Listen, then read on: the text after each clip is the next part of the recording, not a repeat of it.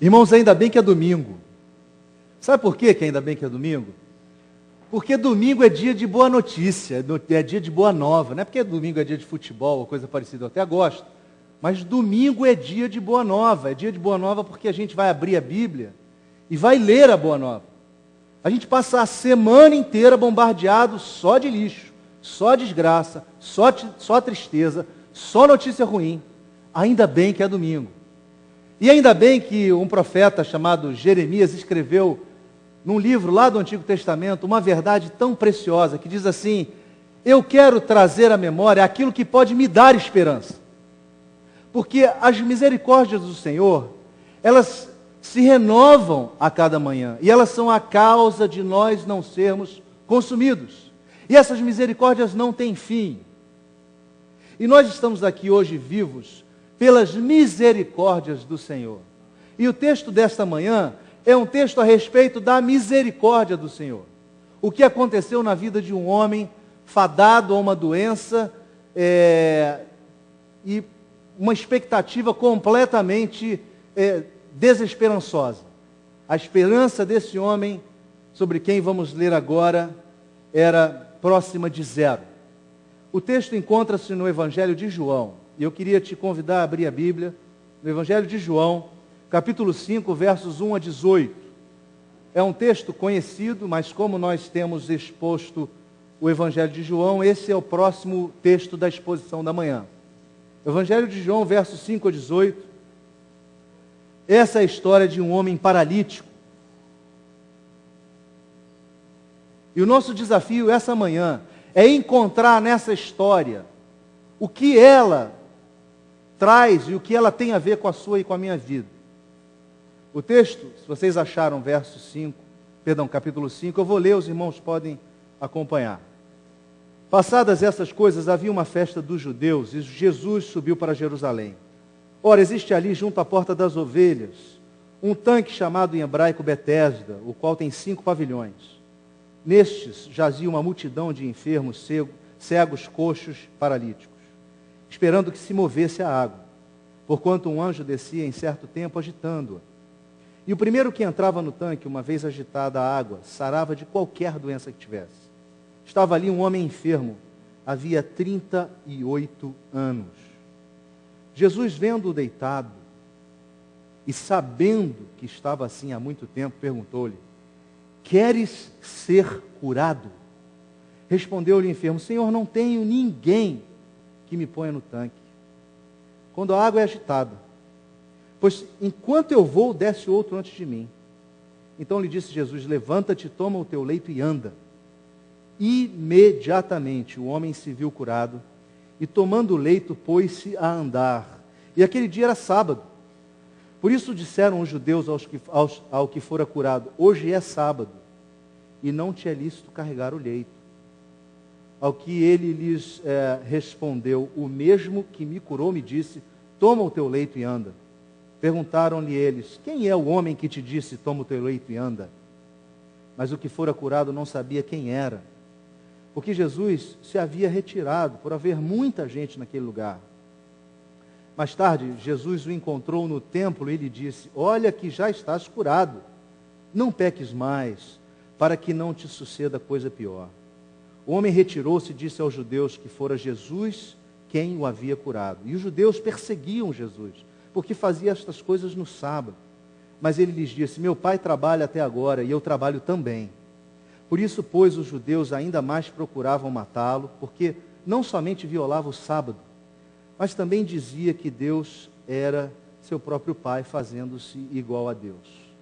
Irmãos, quando a gente lê um texto desse, o primeiro desafio que você e eu temos é entrarmos nesse contexto e tentarmos imaginar o que acontecera ali. Afinal, que lugar era esse? Que cidade era essa? O texto fala que depois dessas coisas subiu Jesus. Que coisas são essas? Jesus já havia viajado por aquela região da Judéia e Galiléia e é importante a gente ter a perspectiva geográfica da terra de Israel. A terra de Israel é uma terra montanhosa, mas a cidade de Jerusalém, em particular, é uma cidade que fica a 1000 metros de altitude. O que significa dizer que qualquer pessoa que fosse a Jerusalém, subia a Jerusalém. Por isso o texto bíblico sempre fala, subiram a Jerusalém, porque Jerusalém ficava no alto mesmo, ficava a 1000 metros de altitude em relação ao nível do mar Mediterrâneo, que é o mar mais próximo. E Jesus havia passado por aquela região, havia feito milagres. Jesus havia já feito o primeiro milagre da multiplicação, da transformação da água em vinho, em Caná da Galileia. Jesus aí havia voltado em Caná da Galileia e havia curado o filho de um dos oficiais do rei Herodes. O camarada foi ter com Jesus e falou, por favor, meu filho vai morrer. Vai na minha casa, meu filho vai morrer. Jesus falou, fica tranquilo que ele já está salvo, ele já está curado. E este oficial, quando chega em casa, o filho está vivo, está saudável. E ele então fica impressionado com aquilo. E aquele rapaz, aquele oficial, se converte e converteu toda a sua casa por causa daquele milagre que Jesus efetuou. Então, a fama de Jesus, de alguma forma, já começara a se propagar na região, nas cercanias de Jerusalém. Jesus, então, sobe a Jerusalém, porque nesta época em particular havia uma festa, e o texto fala, havia a festa dos judeus. Muito provavelmente, mais adiante no capítulo 6, vocês vão ver que houve a festa da Páscoa e depois a festa dos tabernáculos. E essas eram festas judaicas que são guardadas até hoje, mas eram festas que demandavam que o povo todo afluísse como uma multidão de peregrinos a Jerusalém. Jesus, sendo judeu e sendo observador da fé, ele realmente subia a Jerusalém para a adoração, conforme o costume dos judeus. Então, o cenário é esse. Jesus subindo a uma cidade que estaria cheia de gente por uma festa tão especial quanto a Páscoa ou a festa do tabernáculo. E ele então passa por esse lugar chamado Betesda ou Bethesda. Bethesda é um nome que significa Casa da Misericórdia. Olhem que coisa curiosa. Aquela esplanada, aquele lugar chamava-se Casa de Misericórdia. E era um lugar que depois escavações arqueológicas do século XIX vieram de fato a descobrir que era um local de piscinas profundas e de 5 pavilhões, conforme o próprio evangelista João relata. Curioso sobre a descrição de João é que ele escreveu esse livro próximo do fim do século I. E ao fazer isso, ele teve que lançar a mão da sua memória, porque já ao fim do século I, Roma, o imperador Tito, já havia destruído Jerusalém.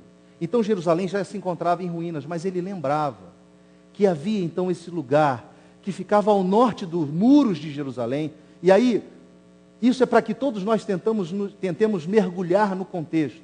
Uma cidade fortificada, cercada de muros, com portas de acesso. Uma dessas portas chamava-se Porta das Ovelhas. Por que chamava Porta das Ovelhas? Porque ali entravam as ovelhas que iam para o templo, onde eram sacrificadas. E essa esplanada, ou essa praça, eu citei o exemplo no primeiro sermão de manhã, que é como se nós tivéssemos as dimensões que fossem desse muro ao muro da nossa vizinha lá, o outro muro da vizinha. E como se fosse do muro final da casa 64, lá quase com a fronteira com a rua de cima, e o muro do shopping aqui. Ou seja, era uma praça com um razoável tamanho, mas para onde afluíam muitas pessoas. E essa praça havia sido construída de forma que ali, à beira dessas piscinas, existiam colunas. E essas colunas, então, possuíam coberturas, e isso criava um ambiente completamente propício para abrigar pessoas. As pessoas ficavam ali, gente, porque era seguro do ponto de vista do clima. Jerusalém é uma cidade fria, Jerusalém neva. Também é uma cidade que esquenta. Mas no inverno esfria, e a gente vê mais adiante um pouco, estava chegando o inverno. Então, os enfermos, como que se abrigavam ali, à beira daquelas águas. Não se diz se eram termais ou não, mas se diz que eram águas que fluíam de uma fonte natural, muito provavelmente ali. E eram águas turvas, meio avermelhadas, e que havia na cultura e no costume daquele pessoal, o conhecimento de que ali existiam águas medicinais. Está aí a fama para que os homens e as mulheres e os enfermos como um todo se aproximassem daquele lugar e ficassem aguardando uma oportunidade apropriada para banharem-se naquela água. Só que havia um outro evento ali. Havia também na tradição daquele povo, e o texto nos diz que as águas daquela piscina se mexiam. E elas se mexiam porque havia ali a manifestação sobrenatural de um anjo que ao descer trazia cura para aqueles que mergulhavam. E este homem relata que ele vinha tendo dificuldade de ser curado, porque quando chegava a vez dele, já tinha entrado alguém e já tinha usufruído daquela bênção da cura, da chegada daquele anjo. É claro que esse relato é um relato que só é encontrado no Evangelho de João, e além do mais, ele é um relato, principalmente a questão do anjo, que faz parte de apenas alguns manuscritos. Então há gente que diz, não, isso aí não acontecia, isso aí só tem em alguns manuscritos. Mas na verdade, assim, sendo isso fato ou não, a verdade era o seguinte: havia na época de Jesus uma manifestação de poder sobrenatural pela própria presença do Cristo entre aquele povo. Então havia muito milagre acontecendo. Aquelas pessoas então se achegavam ali para que de alguma forma recebessem uma bênção. E agora então nós encontramos com o personagem principal dessa cena. Um homem paralítico. Há 38 anos. Paralítico, há 38 anos. Aquele homem jazia à beira daquelas piscinas, esperando a oportunidade para receber uma cura. Isso não havia acontecido ainda. Eu fico me perguntando, irmãos, eu acho que é razoável, justo, a gente perguntar, meu Deus, será que esse homem não tinha família? Meu Deus, será que esse homem não tinha amigos? Vocês se lembram daquele paralítico, relatado no Evangelho de Marcos, que foi ter com Jesus? 4 homens levaram aquele homem, subiram ele na cama, colocaram por cima do eirado do telhado e desceram ele na presença do Cristo, e Jesus então o curou ali. Vocês se lembram desse relato? Um relato onde um homem paralítico foi levado por 4 pessoas. Nós estamos aqui diante de um outro caso, de um homem paralítico há 38 anos, que não tem ninguém que tenha a paciência de aguardar o momento do mover das águas para que aquele homem fosse curado. Gente, imagina o estado emocional desse homem. Imagina o estado dele de desesperança. Ele já tinha largado mão. Ele já tinha pensado, não é para mim, eu vou viver aqui para sempre aleijado. Não serei curado. O que é precioso nesse texto é que, ao desenrolar da história, vemos que aquele homem experimenta uma cura que, na verdade, não estava relacionada com aquela água. Estava relacionada com aquele que falou a ele, que falou com ele. Aquele que proferiu palavras para ele. Quem era este que proferiu palavras que transformaram a existência daquele homem? Este era Jesus. Este era Jesus o Cristo, que passava por aquele lugar e que se deparou com esse homem e que se estabeleceu uma comunicação com aquele homem. Irmãos, Jesus olhou para aquele homem. Jesus não só olhou e viu o estado dele. Se Jesus havia recebido uma informação ao pé do ouvido, que aquele homem estava lá há 38 anos, ou se Jesus havia discernido, por ser Deus, que aquele homem estava lá há 38 anos, ou se Deus, o Pai, havia revelado a ele, nós não sabemos, o texto não é claro, mas o fato é que Jesus era conhecedor da situação daquele homem. E ele olha para aquele homem com um olhar de misericórdia. Olhem que local mais propício para esse olhar. O tanque das águas da misericórdia. Aquele homem tem a sua vida, o seu destino mudado, a sua rota de vida cruzada pelo Salvador, que olha para ele e o olha com misericórdia, e o olha com compaixão, e estabelece com ele uma conversa, um olhar que nós vemos em outros relatos das Escrituras, como por exemplo, o olhar de Jesus para o jovem rico, quando o jovem rico se encontra com Jesus, e o texto diz, Jesus olhando-o com amor, perguntou, ou lhe disse, vai e vende tudo que tem. Jesus olhou para aquele jovem com amor, com compaixão da vida daquele jovem que tinha colocado toda a sua razão de ser na riqueza, toda a sua razão de existir nos bens que possuía.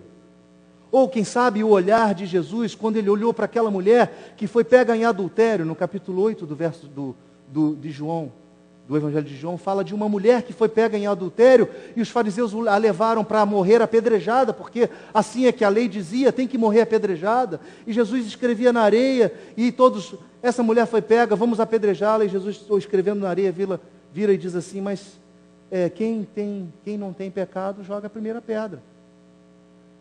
E aí, lentamente, aquelas pessoas foram indo embora, jogando suas pedras ao chão, e aquela mulher ficou sozinha diante de Jesus.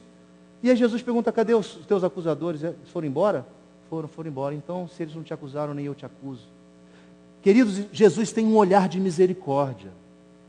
Jesus não é um Deus que imprime sobre você uma regra e lhe amassa até a insignificância. Não é.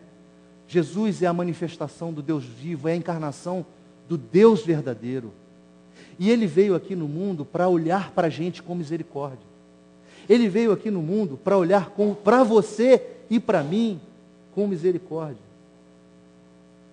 Nas diferentes circunstâncias que a gente vive, irmãos. Porque todos aqui vivem circunstâncias diferentes.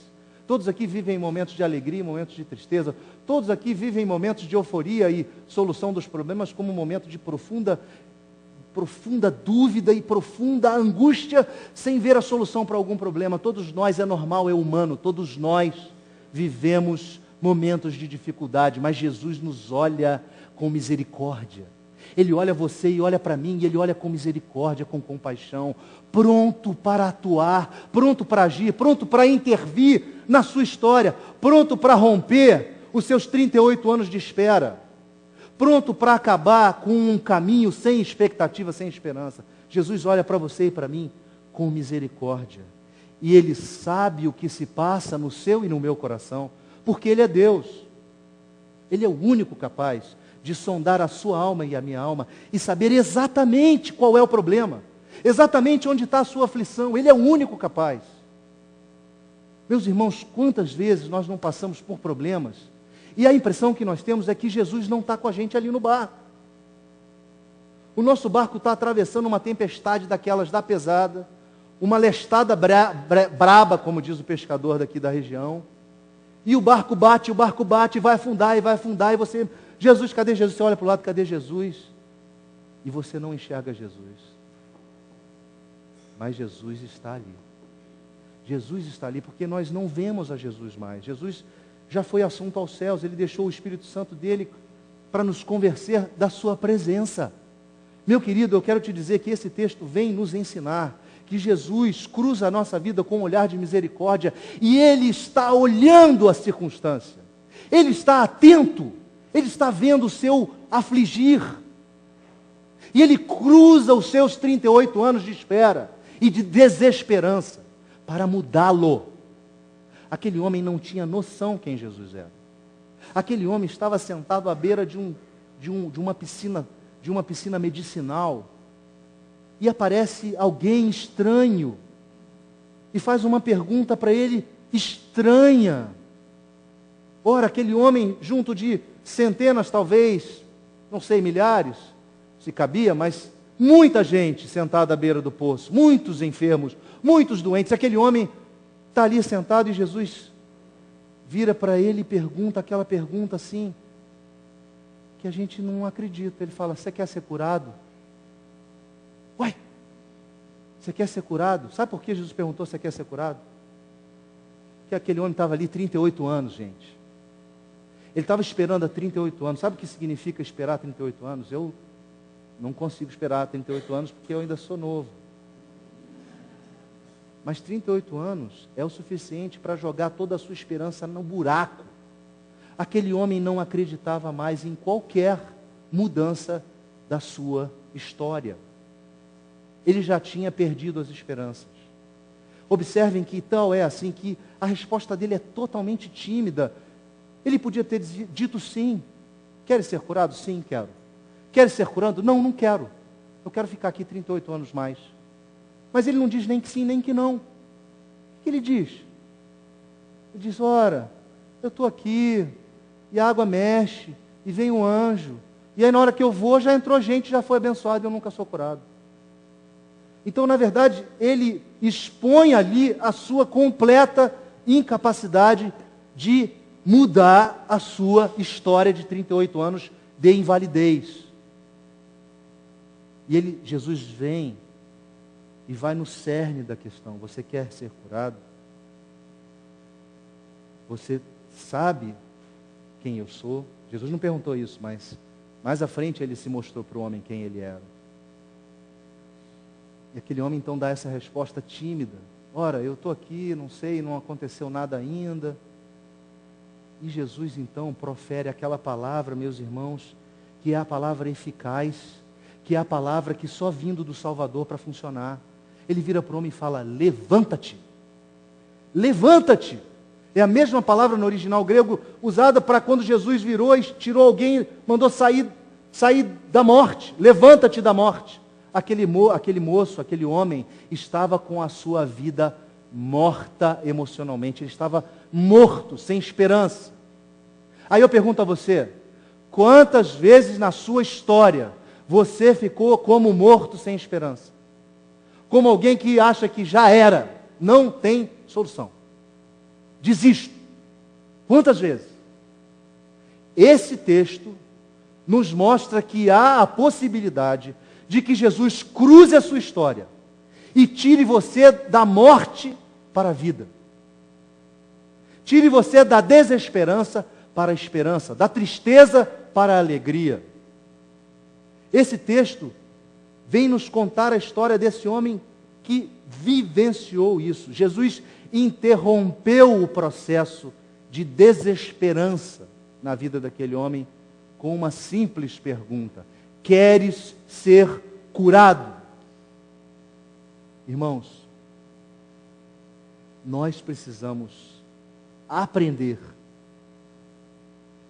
que vai existir um momento da minha história que Jesus vai cruzar o meu problema. Pode demorar, mas Ele vai cruzar. Ele vai cruzar e vai olhar para você com um olhar de compaixão e misericórdia e vai dizer: fica tranquilo, está resolvido. Isso vai acontecer em algum momento.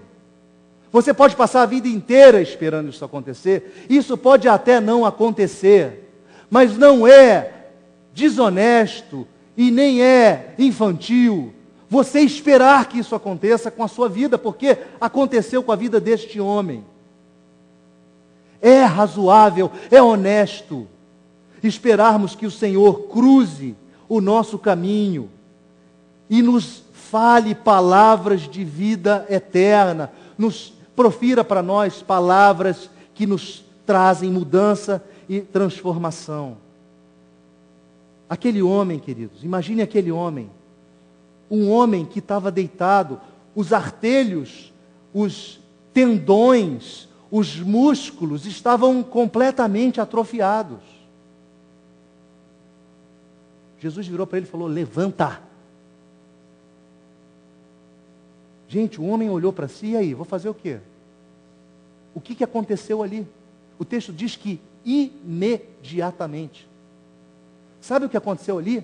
Aquele homem olhou para si e ele viu os artelhos, os tendões, os músculos serem reconstruídos ali. E ele presenciou um milagre.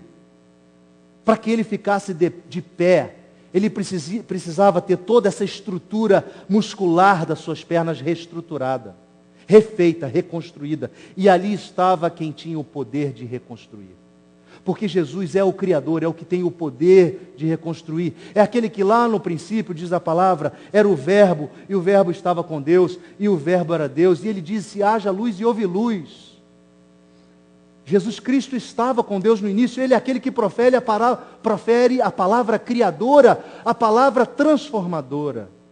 E Ele falou: levanta-te. E aquele homem levantou-se. E ele levantou-se sem entrar na piscina. Aquilo foi um fato inédito. Ele se levantou daquele lugar onde todos se levantavam por causa do mexer das águas quando entravam na piscina. Ele se levanta sem ter passado pela piscina. Jesus, isso mostra claramente a eficácia da palavra de Jesus em contraponto com a terapia medicinal daquela água. As palavras de Jesus são palavras de vida e poder, meu irmão e minha irmã. Quando Jesus fala, é bom que nós ouçamos. Jesus virou e disse assim: buscai em primeiro lugar o meu reino e a minha justiça, e todas as coisas vos serão acrescentadas.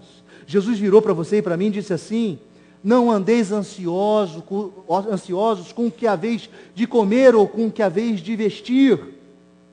O Pai sabe de tudo o que vocês precisam. Jesus virou para você e para mim e falou assim: não cai um fio de cabelo sequer da sua cabeça sem que o Pai conceda. Jesus virou para você e para mim e falou assim: ame a Deus de todo o teu coração, de toda a tua alma e todo o teu entendimento, e ame ao teu próximo como a ti mesmo, e assim você vai cumprir a lei. Jesus virou para você e para mim e falou assim: andem uma vida santa, porque eu sou santo. Andem buscando uma vida santa, porque eu sou santo. Irmãos, quando Jesus fala, é bom que a gente ouça, porque a palavra dele é eficaz, a palavra dele é de poder, a palavra dele falou, aconteceu. Ele assinou embaixo com sangue dele. Então, quando ele fala para você essas palavras, é bom que você e eu sigamos essas palavras. É bom que estejamos andando sobre essas palavras.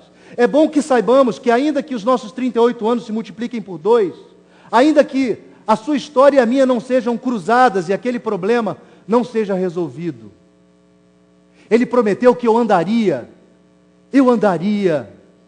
no esconderijo do Altíssimo, eu andaria à sombra do Onipotente, eu descansaria ali, e eu não haveria de me afligir por nada, porque Deus é o Deus que conduz as circunstâncias, e é o Deus que conduz a história, e eu não preciso me afligir, eu posso ficar tranquilo, porque Ele é quem conduz a história.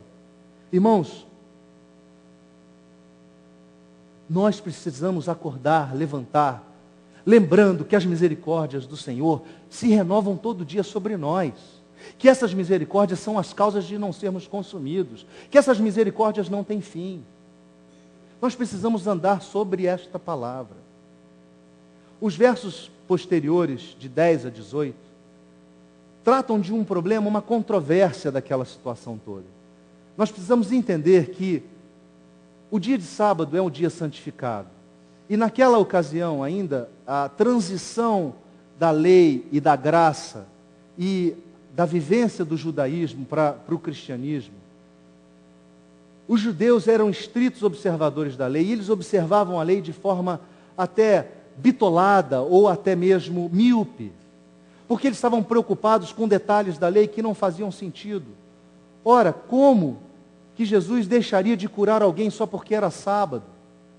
Jesus, quando curou o cego, e vieram recriminar que ele tinha curado o cego, Jesus falou: eu sou o Senhor do sábado. O sábado foi feito para o homem, não o homem para o sábado. O sábado foi feito para o homem descansar e gozar da presença de Deus e fazer as coisas que têm a ver com o reino de Deus. Claro, o sábado é para você ter o descanso e sair das obras da venda, de lucro, do trabalho, o que gera lucro.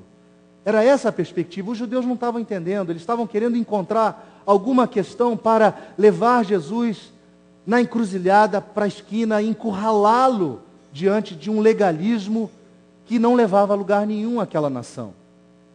E Jesus, então, até mesmo no diálogo que travou com aqueles homens, ele fala: olha, o meu pai trabalha até agora, eu sigo o meu pai. E quando Jesus diz que meu pai trabalha até agora, ele está dizendo: quem é meu pai? Meu pai é Deus, e eu, quando digo que sou filho de Deus, na cabeça do judeu, significava dizer que ele era igual a Deus, era da mesma essência de Deus. Então os judeus não podiam admitir que um homem de carne e osso fosse a encarnação de Deus, eles não podiam admitir isso. Então eles diziam que Jesus blasfemava, que Jesus estava detonando a lei mosaica. E Jesus estava mostrando para eles que ele era a manifestação do Deus vivo. Nós precisamos lembrar que João escreveu o Evangelho no momento da era cristã, por volta do século, final do século I, onde havia proliferado algumas heresias, dizendo que Jesus era apenas homem, dizendo que Jesus não era Deus. Havia outras que diziam que ele não havia encarnado, aquilo ali era apenas uma materialização espiritual, a doutrina do docetismo. Então, tiravam toda a divindade do aspecto de Jesus ter encarnado. Então, João escreveu esse evangelho para mostrar que Jesus é Deus. E é isso que Jesus está mostrando aqui para esse homem. Jesus está mostrando para esse homem que por mais que ele tenha passado 38 anos sem esperança, ele, Jesus Cristo, é o único capaz de intervir na história daquele homem e transformar aquela história, porque ele é Deus. E a gente, um versículo desse texto nos dá a pista para isso.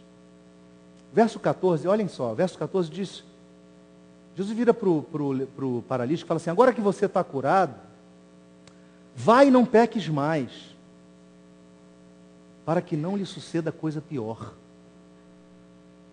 Há alguns intérpretes, comentaristas, que querem crer que o pecado tem uma ligação direta com a doença. Ou seja, este homem estava ali doente há 38 anos por algum pecado de algum ancestral dele.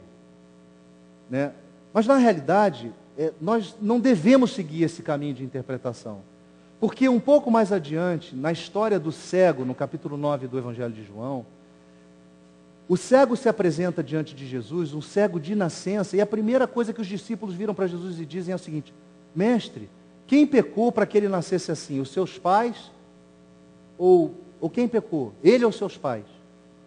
E aí Jesus disse: olha, não foi nem os seus pais nem ele, mas ele nasceu assim para que se manifestasse a glória de Deus. Jesus está dizendo o seguinte: seja qual for a doença, seja qual for a enfermidade, seja qual for o problema pelo qual eu esteja, ele pode estar na minha vida para que a glória de Deus se manifeste na minha vida. Para que a minha vida tenha um momento onde a rota de Cristo vai cruzar e vai transformar a minha história daquele momento em diante. Jesus está dizendo aqui, e preocupado aqui, com a salvação daquele homem. Porque o coisa pior aqui não é uma doença pior, ou não é uma doença mais longa. Mas quando ele diz que não queria que lhe sucedesse coisa pior, é que aquele homem perdesse a sua alma. É que aquele homem morresse sem ter a certeza de que estaria eternamente com o Salvador. Meu irmão, minha irmã, preste atenção nisso. Nós às vezes valorizamos mais as bênçãos, mais as coisas que você e eu recebemos, do que a salvação da nossa alma, do que a eternidade, do que é a razão pela qual Cristo veio. Cristo veio e morreu numa cruz por você e por mim. Ele derramou o próprio sangue para resgatar você do afastamento eterno de Deus, para afastar você do inferno, para afastar você de um lugar onde seria só choro e ranger de dentes. Ele morreu para resgatar você e nos pagou com um preço de sangue. Ele escreveu e fez uma escritura pública e escreveu assim: este me pertence, e assinou com o próprio sangue e pregou na cruz. Foi para isso que Jesus veio, para dizer que você e que eu pertencemos a Ele, e que você e eu, estando mortos, porque foi isso que herdamos de Adão, nosso pai. A Bíblia diz que nós estávamos mortos em nossos delitos e pecados, mas Deus nos deu vida em Cristo. Jesus Cristo veio aqui, meu irmão, minha irmã, para nos dar vida, para nos dar vida plena e vida eterna, uma vida que vai além dessa vida, uma vida que não acaba aqui. E muitas vezes nós estamos presos a esse paradigma tempo-espaço, ao material, e a gente acha que a vida é só isso, o que é bom está aqui. Queridos, o que é bom está aqui não. A vida pode até ser boa, a gente pode até ter momentos de desfrutar coisas boas, mas o que é bom está na eternidade, e é isso que Cristo está dizendo aqui. Nós precisamos valorizar a eternidade, entender que a eternidade nos espera com muitas bênçãos, e que essa eternidade só chega às nossas vidas se nós entendermos que o sangue de Cristo vertido na cruz foi por nós. E assim Ele resgatou as nossas vidas da separação eterna. Como que a gente pode aplicar esse texto na sua e na minha vida, meus irmãos? Basicamente, 3 aplicações que a gente pode extrair desse texto, que na verdade tem a ver totalmente com a mensagem da cruz. A primeira delas é a seguinte: Jesus nos vê e nos enxerga com olhos de misericórdia. Meu irmão, por mais que você não veja, por mais que você não enxergue a Jesus Cristo visualmente, Ele está do teu lado, e Ele te vê e Ele te enxerga. E Ele enxerga o teu problema, Ele sabe exatamente do teu problema. Ele sabe exatamente da sua aflição, Ele sabe exatamente da sua espera, Ele sabe exatamente da frustração do seu coração que há 38 anos aguarda uma resposta. Jesus Cristo nos vê, e nos vê com olhos de misericórdia. Mas Ele não só nos vê e nos olha com olhos de misericórdia, e nos enxerga com olhos de misericórdia, Ele restitui a nossa esperança com uma palavra eficaz. Jesus vira para você e fala assim: está feito, está resolvido. Eu resolvi. Eu resolvi. Então Cristo pode dizer na sua vida, no seu problema, na sua aflição, na sua dificuldade: meu querido, está resolvido. Eu resolvi. Mas Ele pode também dizer: aguenta firme. Aguenta firme. Porque o que está acontecendo com você é para que a minha glória se manifeste em você. Então, além dele nos olhar com um olhar de misericórdia e compaixão, Ele nos restitui a esperança. Ele nos restitui uma esperança que vai além do entendimento racional humano. E além dele restituir-nos a essa esperança, através de uma palavra eficaz, uma palavra que se cumpre, Ele mesmo salva a nossa alma do pior. Ele salva a nossa alma da perdição eterna. Meu irmão, minha irmã, ser cristão é entender que nós estaremos para sempre com Jesus Cristo. No pós-tempo,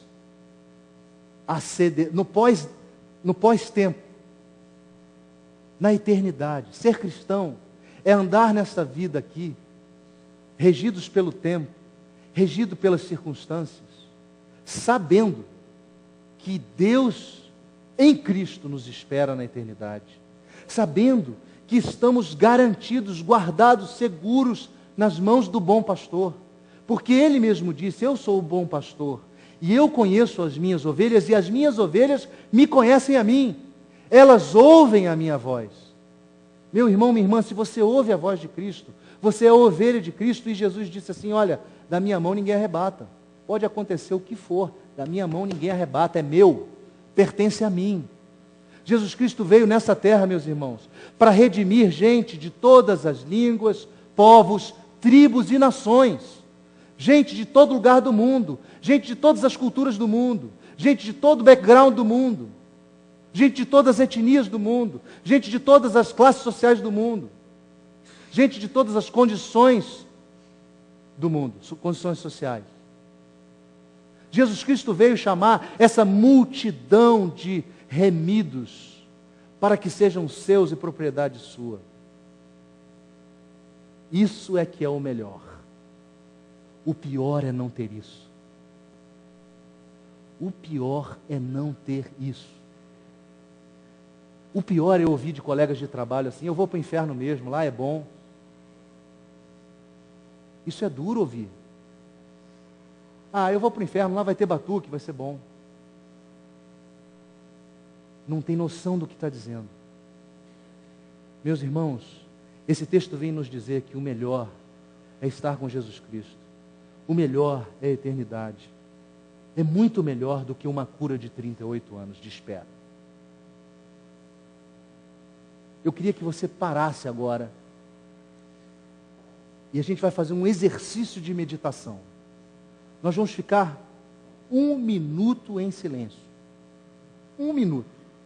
Você pode fechar o seu olho, abaixar a sua cabeça. E eu queria que você pensasse no que foi dito aqui, em silêncio. E se perguntasse no íntimo: aí, o que tem isso a ver comigo? O que tem isso a ver comigo? E eu só vou falar 3 coisas. Jesus te vê com olhos de misericórdia. Jesus restitui a tua esperança com palavra eficaz. E Jesus livra a sua alma da perdição. Pense nisso aí por 1 minuto e nós faremos silêncio.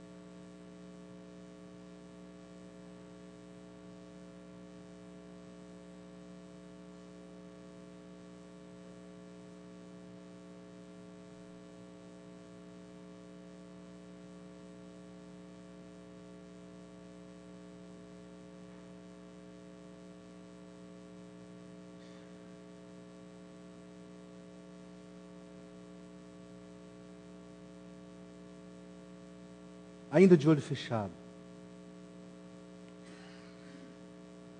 Se você, por acaso, está aqui entre nós, se há entre nós alguém que está batendo cabeça desesperadamente para lá e para cá sem encontrar rumo para a vida, está cansado de andar sem rumo e perdido, sem significado para a existência, e quer nesta manhã que haja esse encontro, que haja o cruzamento de rotas, que haja esse encontro com Cristo, que quer encontrar com Cristo, que quer que Cristo se torne a razão da sua existência. Eu queria que você se manifestasse levantando uma mão, para que eu possa orar por você. Se você veio visitar a gente aqui e está sentindo isso.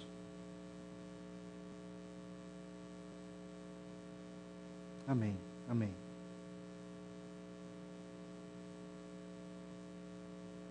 Amém. Queridos, o mais importante da vida é cruzar o caminho com Cristo.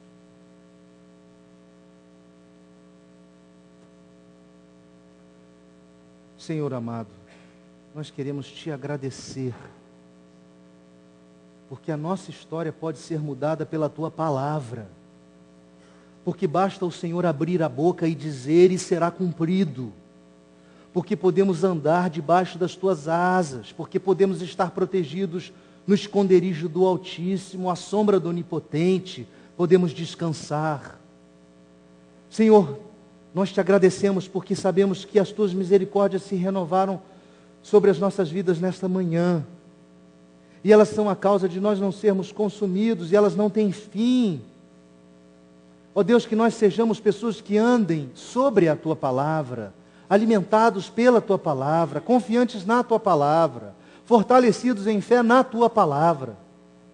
Ó Senhor, que o Senhor opere isso em nosso meio, na vida de cada um, e na vida desses irmãos e irmãs que levantaram suas mãos, que a manifestação do teu Espírito se dê de forma poderosa, Senhor, para que eles se sintam aliviados, para que eles encontrem a rota, para que eles encontrem o caminho, se sintam seguros, saibam que o Senhor está no barco, que o Senhor está no barco e que a tempestade acalma, porque a sua palavra a tempestade acalma. O Senhor diz sossegai e as ondas param. Senhor, muito obrigado porque temos esses exemplos nas Escrituras, para a edificação nossa, para o enriquecimento da nossa alma, para o crescimento em confiança, sabedoria, ó Deus, e em consagração à tua graça, ao teu nome, ao teu serviço. Ó Deus, que sejamos pessoas firmes, pessoas, ó ó Deus, que andem confiadas não nas nossas forças, mas no teu braço forte, que é quem nos conduz. Ó Deus, dá-nos a tua paz, dá-nos a tua graça. É assim que nós oramos, é assim que nós pedimos, não no nosso nome, mas no nome poderoso de Jesus Cristo, nosso Senhor. Amém.